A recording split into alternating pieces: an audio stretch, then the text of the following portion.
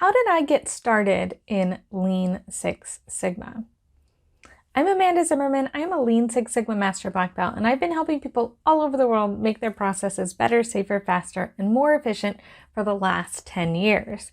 And like many in continuous improvement, this was not a straight path for me. I didn't go to school to be a Lean Six Sigma Master Black Belt or continuous improvement mentor.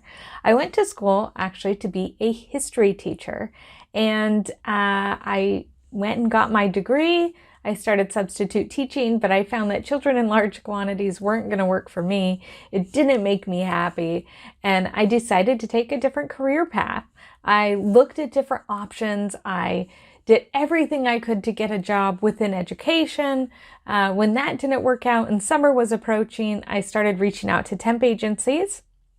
I finally found a temp agency that would take me, but they had trouble actually sending me out on jobs because they said I didn't have enough references because I'd been going to college. I'd been working at Blockbuster and Staples for many years. So I didn't have the references that they wanted to see to put me into an office environment. But I kept calling. Every week I'd give them a call, and one week they told me, hey, we have a job for you if you can start right now. If you can leave right now and start, we have something for you. And so that's what I did. I went to a company in oil and gas, and I made copies, and I made copies, and I made copies. So a whole wall of paper of copies. And even at that time, I understood that the constraint in the process was the copier. So I always had that copier going, and I was able to finish the job very quickly, considering what they had expected. Because I did such a good job, they moved me into human resources. And I spent several years there as a human resources assistant and then coordinator, and then also supporting the training team before recessions hit, right? Just like we always see in oil and gas, there's that up and down. And during that time, we had to decide how to restructure some of the staff. And I ended up working with the West Coast Division Director at that point. And that meant that I got to work on a lot of special projects. I got to organize and facilitate some of the management team meetings. So make sure that everybody got together, had good conversations, went out and did their audits, made sure we got all those agenda items done. And this was a wonderful chance for me to kind of flex some of those continuous improvement skills that I didn't even know I was building.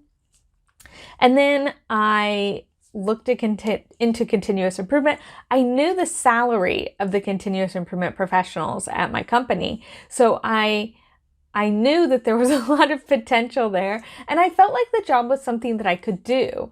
So I applied, and I did not get the job.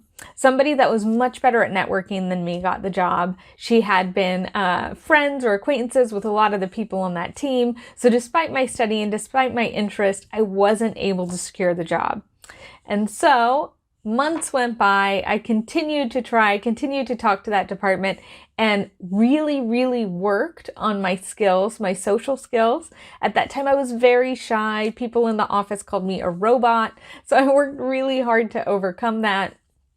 And the next time the job came around, they actually came to me and asked me if I was interested. And I said yes. So they went ahead and they sent me to Greenbelt training. They sent me to all the different types of training. And that's how I ended up in continuous improvement. I merely saw it as something that already aligned with the way that I thought. And I knew that the salary was really good. So I decided, why not give it a try? Why not try for that job?